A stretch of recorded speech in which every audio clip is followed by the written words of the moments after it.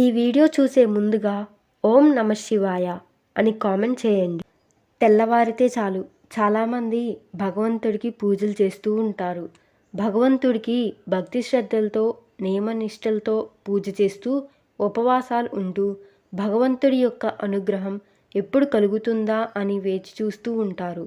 అయితే భగవంతుని అనుగ్రహం పొందాలంటే మనం చేసే పూజకు ఫలితం ఉండాలి. మనం చేసిన పూజకు ఫలితం దక్కాలంటే పూజా మందిరం అనేది శుభ్రంగా ఉండాలి. అయితే చాలామంది పూజా మందిరంలో అనవసరమైనవి పెడుతూ ఉంటారు. అలా ఎప్పుడూ కూడా పెట్టకూడదు.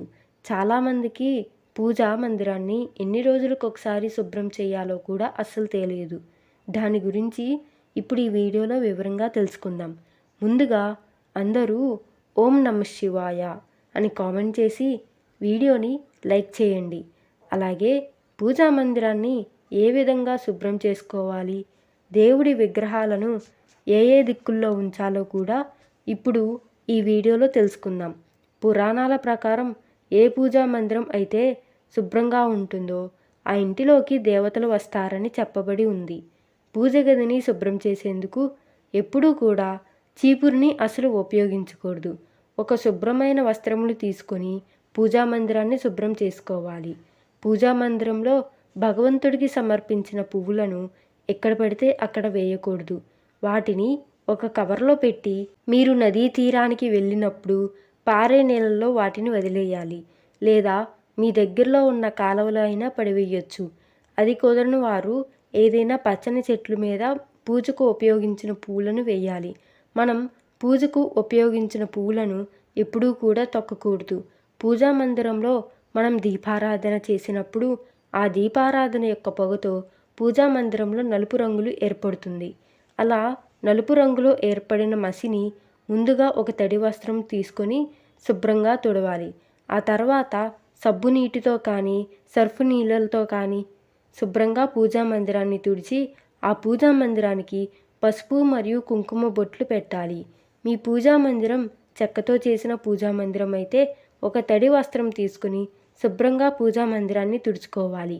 పూజ చేసే ప్రతి ఒక్కరూ పూజా మందిరం మధ్యలో బియ్య పిండితో ముగ్గును వేసి దాంతో పసుపు కుంకుమను కూడా వేయాలి. పూజా మందిరంలో భగవంతుడి యొక్క ప్రతిమలు లేదా ఫోటోలు అనేది నేరుగా కింద అస్సలు పెట్టకూడదు. ఒక పేపర్ పైన కానీ లేదా వస్త్రం పైన కానీ పెట్టవలను. దేవుడి పటాలను ముందుగా తడి బట్టతో తుడిచి తర్వాత పొడి క్లాత్ తీసుకొని శుభ్రంగా తుడిచి ఆ తర్వాత గంధపు బొట్టు పెట్టి దానిపై కుంకుమ బొట్లు పెట్టుకోవాలి. దేవుడికి ఉపయోగించిన దీపారాధన ప్రమిదలను ప్రతిరోజు శుభ్రం చేసుకోవాలి. అయితే దీపారాధన ప్రమిదలు అనేవి జిడ్డుగా ఉండడం వలన వాటిని సబ్బు నీటిలో నానబెట్టిన తర్వాత ఒక స్క్రబ్బర్తో శుభ్రంగా కడగవలను. అలాగే చింతపండు గుజ్జుతో కానీ పితాంబరి పౌడర్తో కానీ మనం ఇత్తడి వస్తువులను శుభ్రం చేసుకున్నా సరిపోతుంది. దీపారాధన చేసేటప్పుడు ప్రమిదలు తడిగా అస్సలు ఉండకూడదు. అవి పూర్తిగా ఆరిన తర్వాతే దీపారాధనకు ఆ ప్రమిదలను వాడాలి.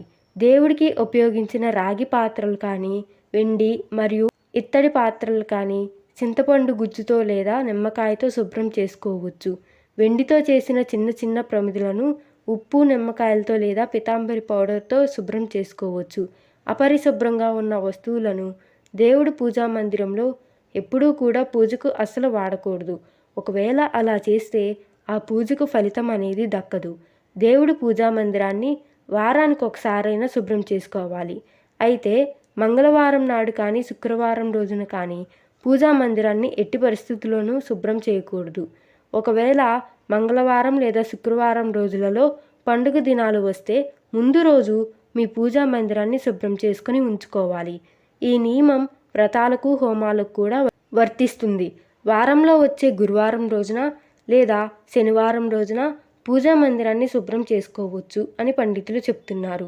ఇకపోతే అమావాస్య రోజున, ఏకాదశి రోజున మరియు ద్వాదశి రోజులలో దేవుడి పూజా మందిరాన్ని శుభ్రం చేసుకోకూడదని పండితులు చెప్తున్నారు. దేవుడి పటాలను పాడ్యమి మరియు గురువారం కలిసి వచ్చిన రోజు శుభ్రం చేసుకొని దేవుడికి పూజ చేస్తే ఆ భగవంతుని యొక్క అనుగ్రహం అనేది మీకు తప్పకుండా లభిస్తుంది.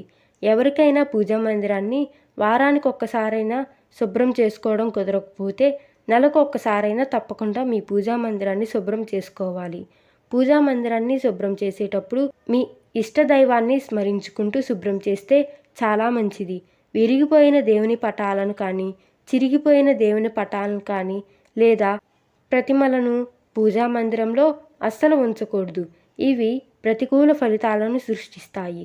అలాగే పూజా మందిరంలో ఎక్కువ దేవుడి పటాలను కూడా ఉంచకూడదు. ఒక దేవుడికి సంబంధించిన ప్రతిమ లేదా పటము అనేది ఒకటే ఉండాలి. మీ పూజా మందిరంలో శివలింగం గనక ఉంటే ప్రతినిత్యం శివుడికి అభిషేకం అనేది చేయాలి. నీటితో అయినా సరే ప్రతిరోజు శివలింగానికి అభిషేకం చేయాలి. అలాగే శివలింగం పైన జలధార కూడా తప్పనిసరిగా ఉంచాలి. ఉగ్ర రూపంలో ఉన్న దేవుడి పటాలు లేదా ప్రతిమలు అనేవి పూజా మందిరంలో అసలు ఉంచకూడదు. వీటి ద్వారా నకారాత్మక శక్తి అనేది మీ ఇంట్లోకి ప్రవేశిస్తాయి. దుర్గాదేవి, కాళికాదేవి, ఉగ్ర నరసింహస్వామి యొక్క ఫోటోలు పూజా మందిరంలో అస్సలు పెట్టకూడదు. అలాగే నుంచుని ఉన్న లక్ష్మీదేవి యొక్క ప్రతిమను లేదా పటం అనేది పూజా గదిలో ఉంచకూడదు. నాట్యం చేసే గదిలో తప్ప నటరాజస్వామి విగ్రహాన్ని పూజా మందిరంలో అసలు పెట్టకూడదు. గోవు యొక్క ప్రతిమ అనేది పూజా మందిరంలో పెట్టుకుంటే మీకు మంచి శుభ ఫలితాలు అనేవి కలుగుతాయి. పాలిచ్చే గోవు ప్రతిమను మరియు నెమలి ఈకలను పూజా మందిరంలో పెట్టుకుంటే చాలా శుభప్రదం. లక్ష్మీదేవికి ఎదురుగా ఒక రాగి పాత్రలో లేదా వెండి పాత్రల్లో సముద్రపు గవ్వలు, పసుపు కొమ్ము మరియు 11 రూపాయల కాయిన్స్ వేసి పెడితే మీకు లక్ష్మీదేవి కటాక్షం కలుగుతుంది. లక్ష్మీదేవి యొక్క విగ్రహాన్ని ఎప్పుడూ కూడా గుమ్మానికి ఎదురుగా ఉంచకూడదు. అలా ఉండడం వల్ల లక్ష్మీదేవి మీ ఇంటి నుండి బయటకు వెళ్ళిపోతుందని శాస్త్రాలు చెప్తున్నాయి. మీ ఇంటి లోపల గుమ్మానికి ఎదురుగా లాకింగ్ గుడ్ అని పెట్టుకుంటే చాలా మంచిది. అలా ఉంచడం వలన మీ ఇంట్లో ఎప్పుడూ కూడా పాజిటివ్ ఎనర్జీ ఏర్పడుతుంది.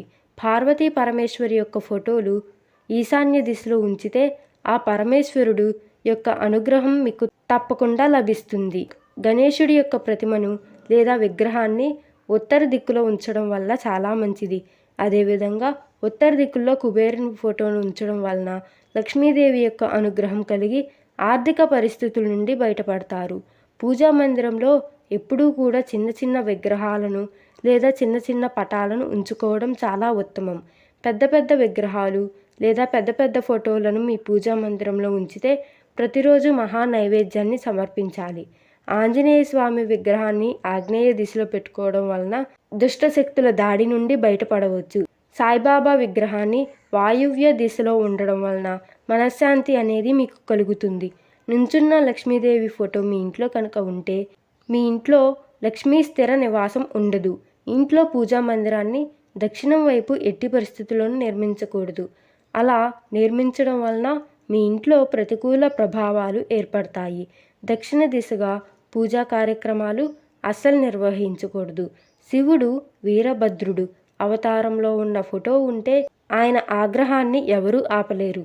అందుకని శాంతంగా ఉన్న శివపార్వతుల విగ్రహాలను లేదా ఫోటోలను మాత్రమే మీ ఇంట్లో ఉంచవలను.